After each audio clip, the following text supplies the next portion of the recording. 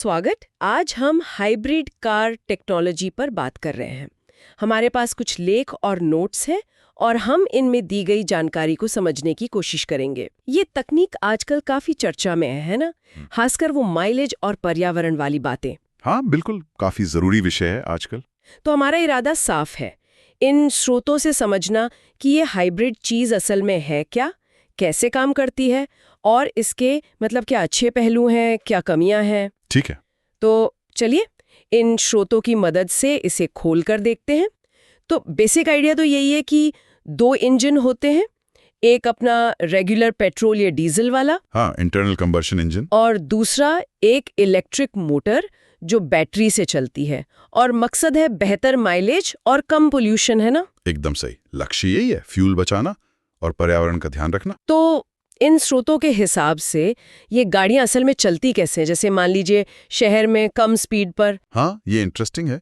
देखिए, कम स्पीड पर जैसे ट्रैफिक में या धीरे धीरे चल रहे हों तो ज्यादातर हाइब्रिड गाड़ियां सिर्फ अपनी इलेक्ट्रिक मोटर का इस्तेमाल करती हैं। अच्छा, मतलब पेट्रोल इंजन बंद रहता है। जी हाँ, बिल्कुल। इंजन बंद रहता है तो फ्यूल की सीधी बचत होती है। शहर की ड्राइविंग के लिए तो ये बहुत बड़ा फायदा है। हाँ, ये तो है। और फिर जब स्पीड बढ़ानी हो या मान लीजिए ओवरटेक करना हो, तब क्या होता है? हाँ, तो जैसे ही ज्यादा पावर की जरूरत पड़ती है, मान लीजिए आप हाईवे पर हैं और तेजी पकड़नी है, तो पेट्रोल इंजन अपने आप चालू हो जाता है। अब कुछ सिस्टम ऐसे हैं जिनमें इंजन और मोटर मिलकर काम करते हैं ज्यादा ताकत के लिए। अच्छा। और कुछ में इंजन अकेले भी पावर दे सकता है। और हाँ, एक और बहुत ही दिलचस्प चीज है जिसका जिक्र मिलता है, ब्रेकिंग। हाँ, वो रीजेनरेटिव ब्रेकिंग वाली बात मेरे नोट्स में भी था। ये क्या चीज़ है, कैसे काम करती है? बिल्कुल। देखिए, नॉर्मल गाड़ी में जब हम ब्रेक लगाते हैं तो काइनेटिक एनर्जी गर्मी बनकर बेकार चली जाती है ना? हाँ, सही बात है। लेकिन हाइब्रिड सिस्टम में, जैसा स्रोतों में समझाया गया है, ये सिस्टम उस एनर्जी को कैप्चर कर लेता है, वो वेस्ट नहीं होती। ओह, तो उसका क्या होता है फिर? वो एनर्जी एक तरह से वापस बिजली में बदलकर बैटरी में स्टोर हो जाती है। अरे वाह। हाँ, तो नतीजा ये है कि बैटरी थोड़ी और चार्ज हो जाती है और इससे फ्यूल की बचत और बढ़ जाती है। मतलब ये अपने आप में काफी स्मार्ट इंजीनियरिंग है। कमाल है। तो इस पूरे सिस्टम के मुख्य पुर्जे कौन-कौन से हैं? स्रोतों में बताया गया होगा। हाँ, जरूर। देखिए, मोटे तौर पर 5 हिस्से हैं जिनका जिक्र बार बार आता है। पहला तो है हाइब्रिड बैटरी। बैटरी, ठीक हाँ, है। ये आमतौर पर लिथियम आयन या निकल मेटल हाइड्राइड होती है जो मोटर को पावर देती है। दूसरा है इलेक्ट्रिक मोटर, जो पहियों को घुमाने में मदद करती है या अकेले घुमाती है। तीसरा अपना पारंपरिक इंटरनल कंबशन इंजन, पेट्रोल या डीजल वाला। राइट। चौथा है पावर कंट्रोल यूनिट। इसको आप सिस्टम का दिमाग समझ लीजिए। दिमाग? मतलब यही तय करता है कि कब सिर्फ बैटरी चलेगी, कब सिर्फ इंजन, कब दोनों मिलकर काम करेंगे ताकि बेस्ट परफॉर्मेंस और माइलेज मिले। अच्छा, ये काफी अहम लगता है। हाँ, बहुत। और पांचवा हिस्सा है वही रीजनरेटिव ब्रेकिंग सिस्टम जिसकी हमने अभी बात की। समझ गई। पर क्या ये सारे हाइब्रिड एक जैसे ही होते हैं?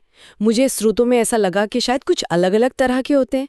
3 टाइप के बताए थे शायद। हाँ, आप सही कह रही हैं। ये एक जैसे नहीं होते, इनमें अच्छा खासा फर्क होता है। स्रोतों के हिसाब से इन्हें 3 मेन कैटेगरी में बांट सकते हैं। अच्छा, कौन-कौन से? पहला है माइल्ड हाइब्रिड या MHEV। इसमें एक छोटी सी इलेक्ट्रिक मोटर होती है। छोटी मोटर? हाँ, इसका काम सिर्फ इंजन को थोड़ी मदद करना होता है, जैसे स्टार्ट स्टॉप में या हल्का एक्सेलरेट करते समय। ये अकेले गाड़ी नहीं चला सकती। कुछ लेख तो इस पर सवाल भी उठाते हैं कि इसे फुल हाइब्रिड कहना भी चाहिए या नहीं। अच्छा, ये हुई माइल्ड हाइब्रिड की बात। और दूसरा टाइप? दूसरा है फुल हाइब्रिड या HEV। यहां मोटर ज्यादा पावरफुल होती है। ज्यादा पावरफुल मतलब ये कि ये कम दूरी के लिए कम स्पीड पर गाड़ी को सिर्फ बिजली पर चला सकती है, इंजन की जरूरत नहीं पड़ती। ओह, तो ये सिर्फ इलेक्ट्रिक मोड में चल सकती है? जी हाँ, थोड़ी दूरी के लिए। और जरूरत पड़ने पर इंजन और मोटर मिलकर या अकेले काम करते हैं। टोयोटा प्रियस इसका क्लासिक उदाहरण है। हाँ, प्रियस का नाम तो सुना है। और एक लेख में भारत के लिहाज से टोयोटा हाईराइडर का खास जिक्र था।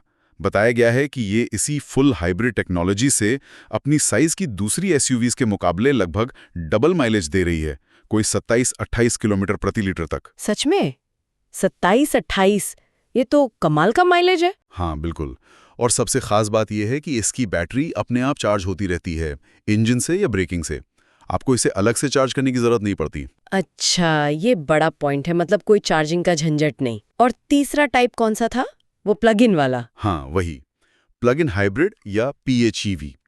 जैसा नाम से ही पता चल रहा है, इनकी बैटरी फुल हाइब्रिड से भी बड़ी होती है। बड़ी बैटरी। हाँ, और इसे आप बाहर से मतलब घर पर या चार्जिंग स्टेशन पर प्लग लगाकर चार्ज कर सकते हैं। अच्छा, जैसे इलेक्ट्रिक कार चार्ज करते हैं। बिल्कुल। इसका फायदा ये है कि ये सिर्फ बिजली पर काफ़ी ज़्यादा दूरी तय कर सकती हैं, शायद 40, 50, 60 किलोमीटर या उससे भी ज़्यादा। मॉडल पर डिपेंड करता है।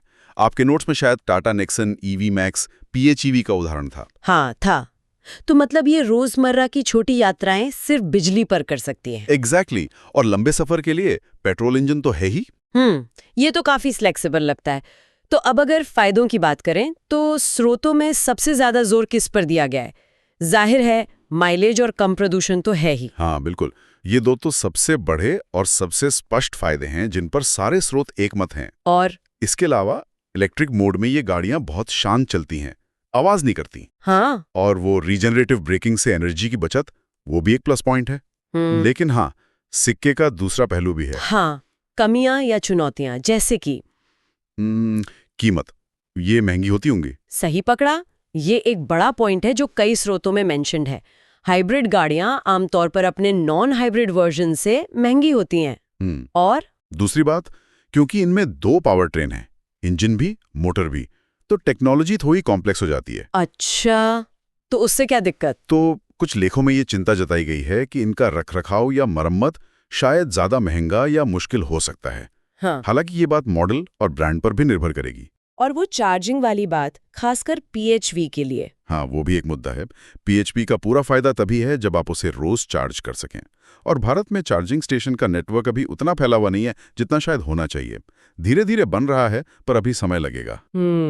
बात तो सही है। तो कुल मिलाकर इन स्रोतों से यही समझ आ रहा है कि हाइब्रिड टेक्नोलॉजी फ्यूल बचाने और प्रदूषण कम करने का एक काफी कारगर तरीका है, लेकिन इसकी अपनी कीमत और कुछ जटिलताएं भी हैं। बिल्कुल। और वो टोयोटा हाईराइडर वाला उदाहरण वाकई सोचने पर मजबूर करता है कि माइलेज में कितना बड़ा अंतर आ सकता है। हाँ, वो दिखाता है कि टेक्नोलॉजी कितनी मैच्योर हो चुकी है। लेकिन यहीं पर इन स्रोतों को पढ़ने के बाद एक सवाल मन में आता है। क्या सवाल? सवाल ये कि क्या हाइब्रिड कारें जो बेहतर माइलेज देती हैं और जिनमें रेंज की चिंता नहीं होती, वो पूरी तरह से इलेक्ट्रिक कारों के आने से पहले का एक जरूरी पड़ाव है? मतलब क्या ये ट्रांजिशन फेज की गाड़ियां हैं? इंटरेस्टिंग सवाल है। या फिर जिस तेजी से बैटरी टेक्नोलॉजी सस्ती हो रही है और EVs की रेंज बढ़ रही है, क्या ऐसा होगा कि हाइब्रिड का दौर शायद उतना लंबा ना चले, खासकर भारत जैसे बाजार में जहां कीमत बहुत ज्यादा मायने रखती है? हाँ, ये सोचने वाली बात है कि भविष्य किसका है, हाइब्रिड का या सीधे इलेक्ट्रिक का, या दोनों साथ साथ चलेंगे। बिल्कुल, ये एक दिलचस्प सवाल है जिस पर आगे सोचा जा सकता है।